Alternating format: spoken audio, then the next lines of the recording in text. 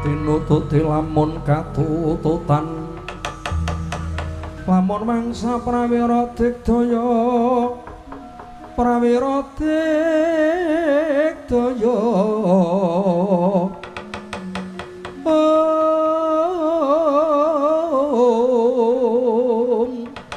gumregut ngajak manjing rananggana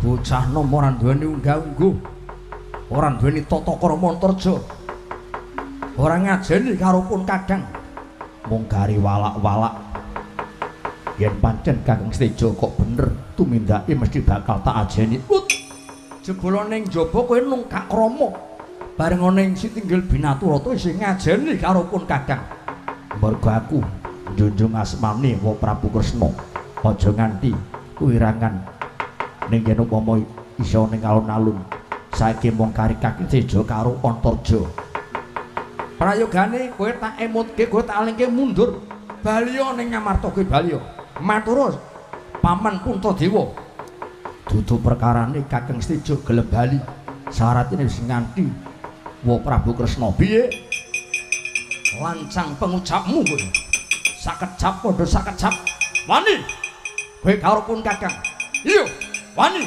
sing tak wedeni apa nyok tampan ana modar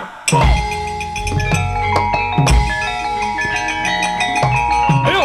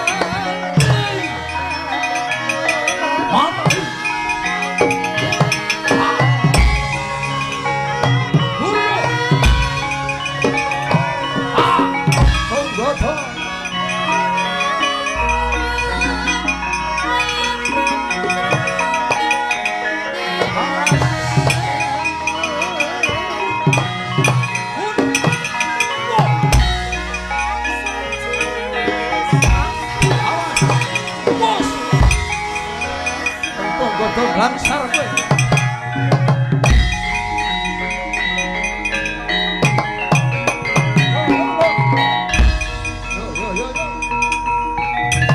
Yo,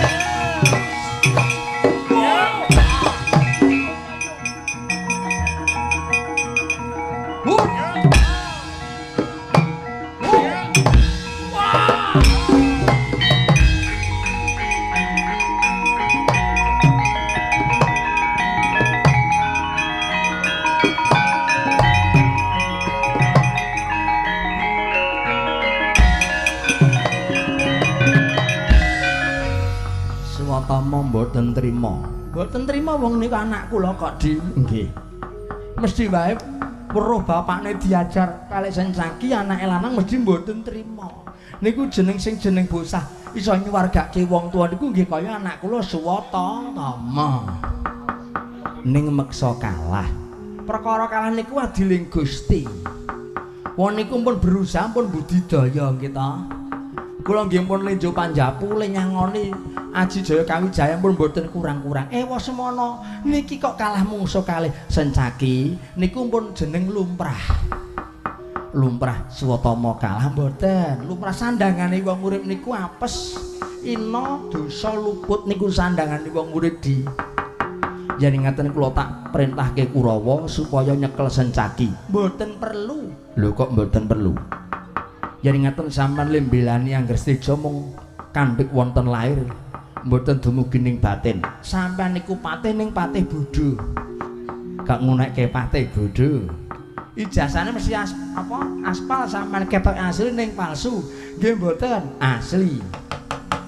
Nek sampeyan patih pinter kudune niku ngerti lelakon sing gumelar niki. Napa sebabe kula kok mboten pikantuk Kurawa tumandang nyambut gawe. Mun cukup anak kula Swata mawon. Perkarane nggo ngetokke dharma buktine Steja kalih Angger Kresna niki supaya sing pratanding niku Wadyabala Traju Tresna mawon. Dene yoga-yoga kula Kurawa mong kari lenggah keplok senggak kalih dahar majid munjuk yen wonten. Lah syukur bake pun dipun paringi daharan lajeng didahar nggih. Didahar. Pengin sampean nggih. Lah mila niku niki sing tumandang men Wadyabala Traju Tresna mawon ngestina mboten perlu mung kantun ningali saking katepyan mawon. Muga-muga le ndonga Steja le perang niku menang. Nek menang wajib dibotohi. Pamriye iso nggo gawe kekuatan Kurawa. Ning nek kalah tinggal melayu, tinggal mundur. Niku jenenge botoh ora tanggung jawab. Monggo sing jeneng boto tanggung jawab menang kalah niku dikukuk prau dibelani. Pun di wektune saya dangu iso ngangsek dipirsani diawati saking katebian. Madya Traju Tresna. Wadyabala Angger Steja mawon sing tumandang supaya mungsuh kalih Sencaki mungsuh kalih Punggawa Ndarawati. Kurawa supados ningali saking katebian kemawon dijuni.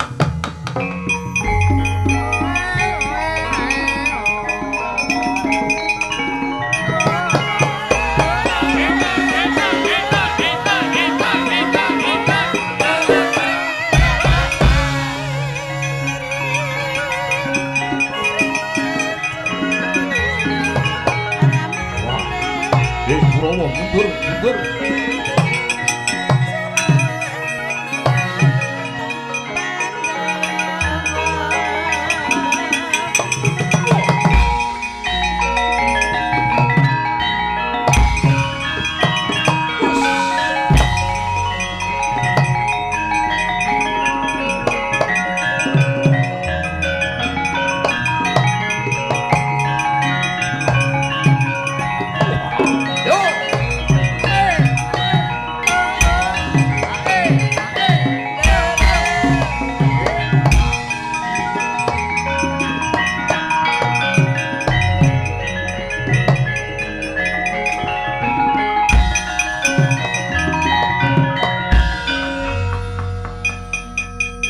Sakiteno numbul gadanira orang kontet saliranira yen kacandra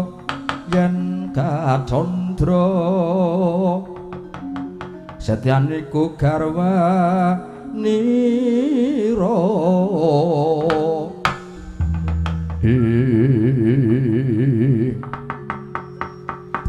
Brengose nguler geni dedege jebol kepalang wong isak jempol brengose sak jempol sapa kowe ngaku lekno mrepatmu jerengen gobokmu satrenggar buruji aku Setyaki kowe Setyaki Singa Mulang Jaya ana wadyabala kok sandangane gembyeng-gembyeng kaya Dipati Umarmaya padake kaya wong menak wae aku kekasate sinuwun Prabu Bamantraka-Sura pangkatku tumenggung penantang yuda iki tumenggung penantang yuda jebul malah kowe wong petantang karo wuda wis wong bagus-bagus kok malah kuping ngono tekeke penantang yuda kok metantang karo wuda Kurawa kalane ngaku sing arep maju ning palagan yen kepengin tutup le momong anak bojomu mundur yen kowe kepengin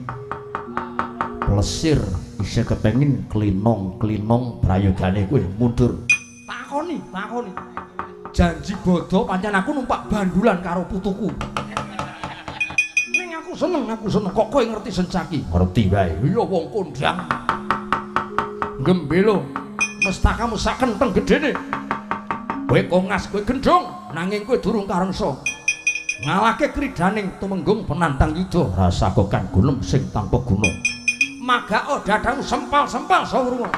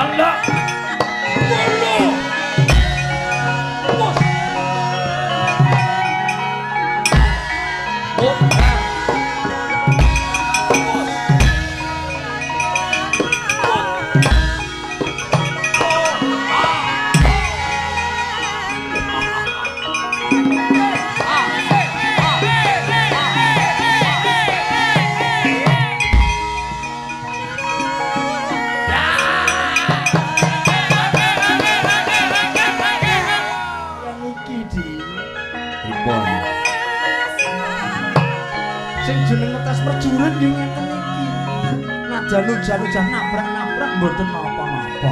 Kira-kira kecret mboten kenithal mboten lemah napa mboten. Wong kok seneng yen sampean gaweke gawean wong liya. Mboten napa-napa. Pas kalih blanjane wong nyambut gawe kok mboten rekoso. Mesti bakale kalah menang. Mesti kalah. Donga niku sing apik-apik mawon. Nggih. Donga sing apik niku muga-muga dijabahi ning ngucap ala nek nganti katemahan sampean cilaka mun jam pinten mun jam 1 cekak-ceket santai mawon disantai mawon lho kok santai pripun niki mesake angger setuju Bamantraka-Sura bata iki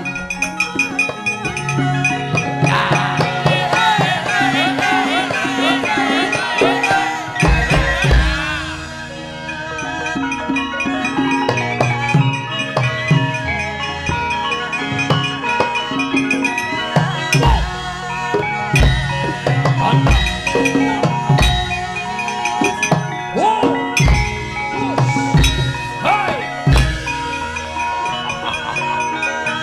Melayu.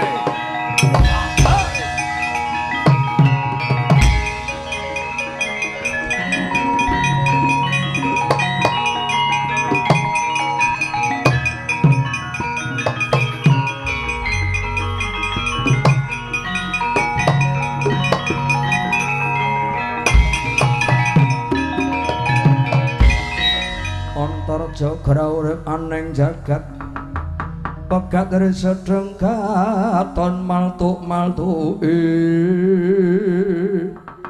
mati sadurunging perang Bratayuda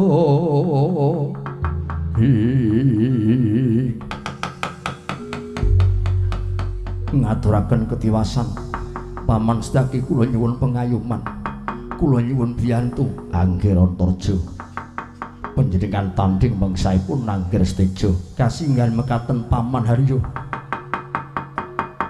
ketiwasan kula dipun damu dening Kakang Steja dayanipun benter ngungkuli mawa bathok kula badhe majeng wonten palagan kula dipun jambak dipun dugang satemah dawah kalenggang kula nyuwun pengayuman paman Saki Angger Antarja kula aturi mundur